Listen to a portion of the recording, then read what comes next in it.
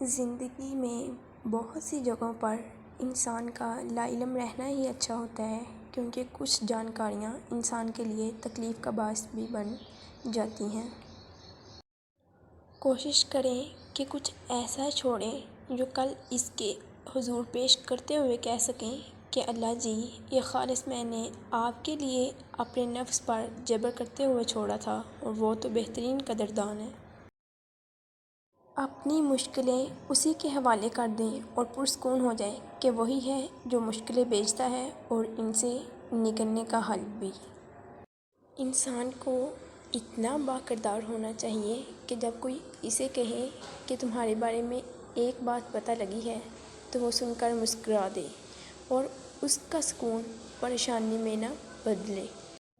کیوں پریشان ہوتے ہو؟ اگر کوئی تمہارے ساتھ غلط کر کے خوش ہے تو کیا تم نے نہیں پڑھا وَمَا كَانَ رَبُّكَ نَسِيًّا، اور تیرا رب بھولنے والا نہیں ہے۔ اگر ویڈیو اچھی لگے تو لائک، کمنٹ اینڈ سبسکرائب ضرور کرتے جائیے گا۔